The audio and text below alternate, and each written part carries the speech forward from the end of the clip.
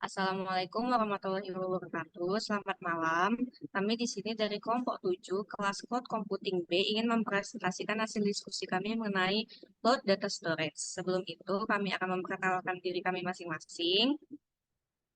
Perkenalkan, nama saya Kerim Cecilia Bello dengan NIM 222410102028. Perkenalkan, nama saya Dinda Rahmayu Mauliza dengan NIM 222410102056.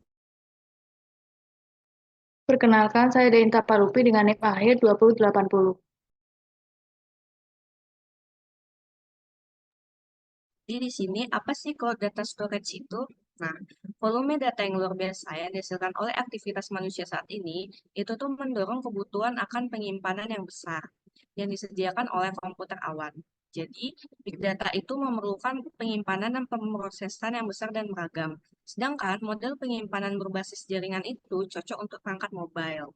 Penyimpanan dan pemrosesan data awan itu sangat berkaitan satu sama lain dan aplikasi di berbagai bidang ilmu seperti genomika, fisika tinggi, dan astronomi. Itu yang memerlukan analisis data kompleks. Desain sistem penyimpanan itu telah berubah dari fokus pada kinerja menjadi keandalan dengan biaya terendah. Jadi, cloud computing itu menyediakan penyimpanan besar karena big data itu membutuhkan penyimpanan dan pemrosesan yang besar dan beragam. Next.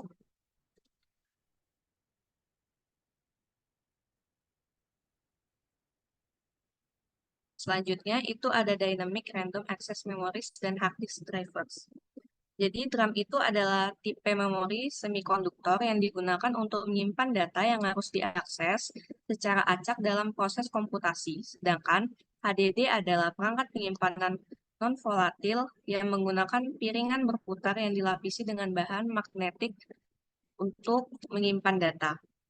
Selama 2 dekade terakhir, kepadatan perangkat RAM itu telah meningkat secara signifikan dari sekitar 1 GB per intu pada tahun 1990 menjadi 100 GB per intu pada tahun 2003. Sedangkan kepadatan penyimpanan HDD itu telah meningkat secara dramatis, meningkat sekitar 4 kali lipat dari sekitar 0,01 GB per intu menjadi sekitar 100 GB per intu antara tahun 1980 hingga 2003.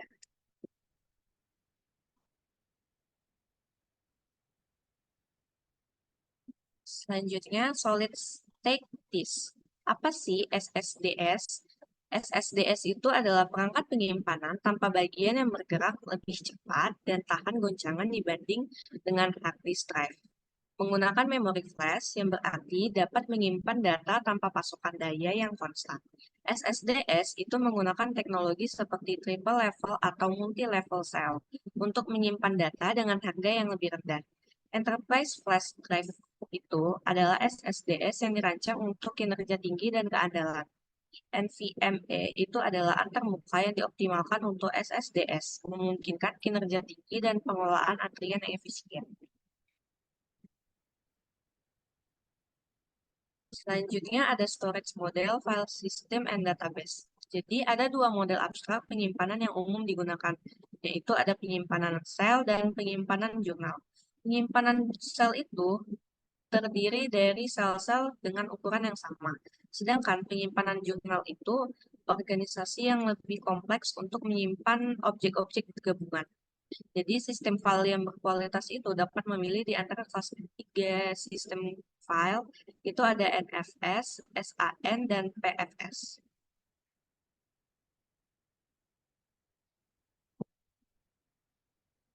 Selanjutnya distribute file system. Pada 1980-an, pengembangan file system ini terdistribusi dimulai oleh perusahaan perangkat lunak dan universitas seperti NFS, AFS, dan SFS. NFS ini dikembangkan oleh Sun Microsystem menjadi yang paling populer dengan semantik mirip Unix. Sistem-sistem ini itu menawarkan skalabilitas kinerja dan keamanan dengan komunikasi client-server melalui remote procedure calls. NFS ini berkembang dari versi 2 ke versi 3 dan 4. Sementara AFS dan SFS ini menawarkan coaching efisien untuk mengurangi latensi jaringan. SFS ini dikenal dengan karena kinerja superior dibandingkan dengan NFS dan AFS.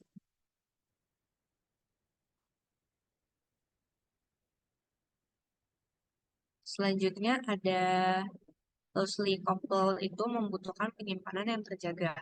Lock itu digunakan untuk mengontrol akses ke penyimpanan bersama dan memastikan operasi baca tulus itu bersifat atomik. Jadi ada 4, yang pertama itu ada advisory lock, itu tidak berpengaruh pada proses menghindari mekanisme penguncian dan mengakses objek bersama secara langsung. Yang kedua ada mandatory lock, itu dapat memblokir akses objek jika semua proses yang tidak memegang kunci. Yang ketiga ada fine grain, itu kunci untuk waktu yang sangat singkat. Yang keempat ada force grain lock, itu kunci untuk waktu yang lebih lama.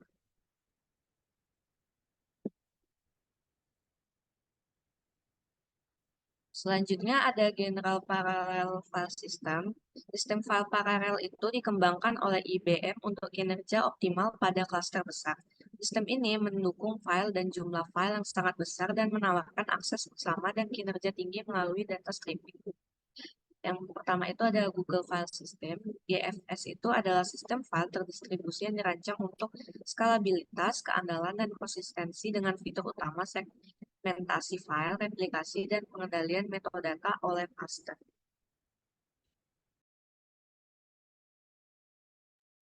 Baik, di sini saya akan menjelaskan mengenai cara kerja dari CABI.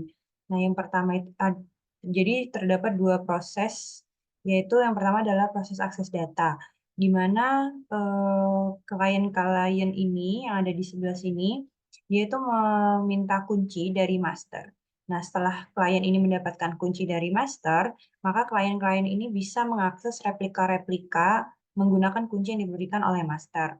Nah, jadi klien ini kemudian dapat melepaskan kunci setelah dia mengakses data di replika. Nah, kemudian yang kedua adalah proses pemilihan master. Jadi replika-replika ini tuh mulai proses pemilihan. Ketika master ini tuh gagal memproses. Yang kedua, replika ini nantinya akan memilih menggunakan protokol yang namanya adalah konsensus PASOS. Kemudian master baru yang terpilih ini nantinya dipilih berdasarkan suara terbanyak dari si replika-replika tadi. Kemudian master baru bertanggung jawab untuk mengelola replika dan menangani klien. Nah, kemudian yang selanjutnya adalah relational model atau RDBMS Cloud Mismatch. Jadi RDBMS ini dia merupakan sebuah model data yang banyak digunakan sebelum adanya era cloud computing. Jadi RDBMS ini digunakan untuk mengatur data ke dalam tabel menggunakan bahasa SQL. Nah, dari keunggulan yang ada di RDBMS ini, kita juga ada yang namanya kekurangan RDBMS. Yang pertama, RDBMS ini tuh sulit untuk menangani data yang tidak terstruktur atau semi terstruktur. Jadi dia hanya bisa menangani data yang terstruktur. Kemudian yang kedua, ukurannya itu sulit diubah secara horizontal. Ketiga, tidak menjamin konsistensi, ketersediaan, dan toleransi partisi. Nah, kekurangan RDBMS ini tuh memunculkan model database baru yang yaitu NoSQL. Nah, kemudian NoSQL database. Nah, jadi NoSQL database ini tuh dia merupakan sebuah model database yang dirancang untuk menangani data besar dengan baik. Jadi NoSQL ini dia dapat menangani data yang tidak terstruktur atau semi terstruktur. Dan dia juga dapat mengubah ukurannya secara horizontal. Jadi terdapat beberapa jenis NoSQL database. Yang pertama adalah key value. Key value ini dia cocok untuk mengakses data cepat dengan primary key. Kemudian yang kedua ada jenis dokumen database. Nah, di sini jenis ini tuh dia cocok untuk menyimpan data terstruktur atau semi terstruktur. Kemudian yang ketiga adalah jenis column family. Nah, di sini jenis ini tuh cocok untuk menyimpan data sparse dalam jumlah besar. Namun dia susah scaling secara horizontal. Kemudian yang terakhir adalah jenis graph database. Nah, graph database ini dia cocok untuk menyimpan hubungan antar entitas. Nah, terus kemudian di sini ada kategori NoSQL berdasarkan PASEL-C, yaitu yang pertama adalah PAREL, di mana kategori ini tuh mengutamakan ketersediaan dan latensi yang lebih rendah, tetapi dia mengorbankan konsistensi data. Kemudian yang kedua adalah PC or EC, menjamin konsistensi data dengan mengorbankan ketersediaan dan latensi. Kemudian yang ketiga itu ada PA or EC, menjamin pembacaan dan penulisan data, konsistensi dan mengorbankan ketersediaan. Dan kategori yang terakhir adalah trade-off, di mana trade-off ini dia tuh menyesuaikan antara konsistensi dan juga ketersediaan tergantung dari situasinya. Nah, kemudian data storage for online transaction processing system. Jadi OLTP dia beroperasi dengan batasan waktu yang sangat ketat dan harus menangani volume data yang sangat besar juga. Nah, kenapa kok database relasional itu nggak cocok? Yang pertama, alasannya adalah karena volume datanya itu tinggi, di mana tidak bisa menangani volume data besar yang dihasilkan oleh aplikasi cloud. Kemudian yang kedua adalah kebutuhan real time. Jadi, membutuhkan respon cepat dan juga database relasional tradisional yang lambat. Dan yang ketiga adalah latensi. Jadi latensi tinggi itu membuat aplikasi cloud itu tidak responsif. Nah, kemudian solusi OLTP di cloud computing itu yang pertama adalah ada data stores, di mana dia tuh merupakan memori yang menyimpan data penting di memori utama untuk diakses secara cepat. Nah, lebih cepat dibandingkan dengan database tradisional atau yang kita kenal dengan NoSQL. Kemudian ada skabilitas horizontal, di mana ini bisa mendistribusikan data ke banyak server untuk meningkatkan kinerja. Dan yang terakhir adalah replikasi data, di mana ini adalah menyalin data ke server untuk meningkatkan kinerja. Selanjutnya ada Bigtable. Jadi Bigtable sendiri ini merupakan sistem penyimpanan data terdistribusi yang dibuat oleh Google untuk menyimpan data dalam jumlah yang besar dan dapat diskalakan hingga ribuan server. Nah, Bigtable sendiri ini memungkinkan aplikasi klien untuk menambah atau menghapus data, kemudian bisa mencari sebagian data dan juga mencari data tertentu dalam sebuah baris. Nah, manfaat dari sistem Bigtable sendiri ini adalah yang pertama adalah stabilitas, di mana Bigtable ini menskalakan untuk menangani sejumlah besar data dengan menambahkan banyak server. Kemudian yang kedua adalah ketersediaan. Data direplikasikan di beberapa server. Dan yang terakhir adalah kinerja. Jadi sistem itu dapat memproses data lebih cepat karena didistribusi di beberapa sistem. Nah, kemudian ada Megastore. Jadi Megastore sendiri itu adalah sebuah penyimpanan data yang dapat diskalakan untuk layanan secara online. Nah, sistem ini tuh terdistribusi di beberapa pusat data. Dia memiliki kapasitas yang sangat besar dan juga sangat tersedia.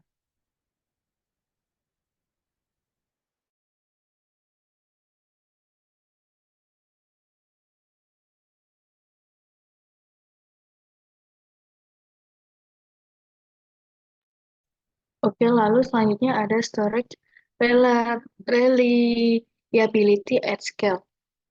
Di sini ada kehilangan data tidak dapat ditoleransi sehingga kegagalan perangkat penyimpanan menjadi perhatian utama. Membangun sistem yang andal dengan komponen yang tidak dapat diandalkan merupakan tantangan utama dalam desain sistemnya diidentifikasi dan dipelajari sejak dini oleh John von Neumann. Tantangan ini sangat diperkuat di satu sisi oleh skala infrastruktur komputasi awan dan dengan penggunaan komponen siap pakai yang mengurangi biaya infrastruktur dan di sisi lain oleh kendala latensi dari banyak aplikasi cloud.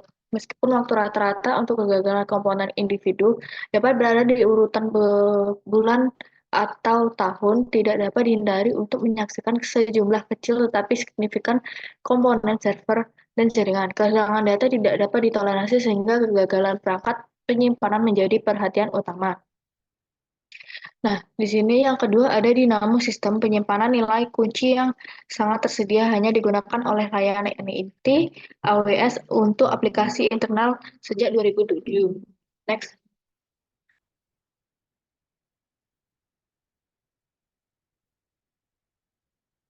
Lalu ada selanjutnya the main techniques used to achieve the design goals of Dynamo.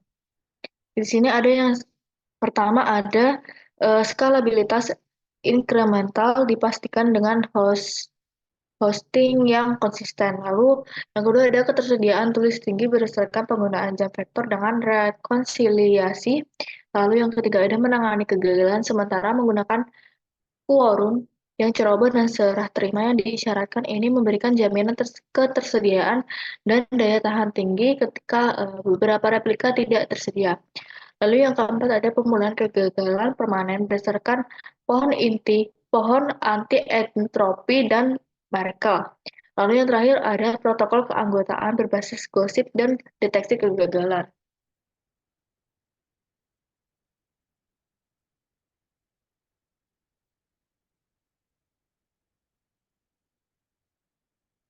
Lalu di sini ada the main techniques used to achieve the design goals of Dynamo. Pentingnya lokalitas dalam kinerja sistem komputasi tidak bisa diabaikan. Lokalitas spasial dan temporal memainkan peran penting dalam mengoptimalkan penggunaan memori dan disk, khususnya dalam lingkungan cloud computing dengan memprioritaskan penyimpanan data di dalam memori lokal sebagai cache data dibandingkan dengan disk lokal prosesor, efisiensi sistem dapat ditingkatkan secara signifikan.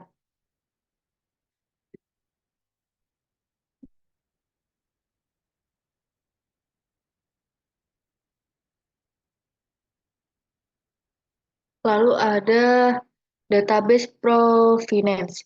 Asal data atau garis keturunan adalah konsep penting dalam pengelolaan data yang menjalankan asal-usul dan sejarah data serta bagaimana data itu diperoleh. Asal data atau garis keturunan menggambarkan asal-usul dan sejarah data dan menambahkan nilai data dengan menjelaskan bagaimana data itu diperoleh. Silsilah tuple T dalam hasil query adalah kumpulan item yang berkontribusi untuk menghasilkan T. Silsilah penting untuk proses ekstrak transformasi beban dan untuk menambahkan dan memperbarui database secara bertahap. Menetapkan asal data diperlukan untuk semua database dan sangat penting untuk database cloud karena pemilik data melepaskan kendali atas data mereka ke CSP. Asal data telah dipraktikkan oleh komunitas ilmiah dan teknik selama beberapa waktu sejauh sebelum efek mengganggu dari demokratisasi data yang dibawa oleh internet. Data eksperimen ilmiah berisi informasi pengaturan eksperimental dan alat ukur untuk setiap batch data. Memastikan eksperimen dapat direplikasi adalah aspek penting integritas ilmiah. Hal ini juga berlaku untuk rekayasa dan pengumpulan data seperti data pengujian pesawat termasuk informasi garis keturunan. Next.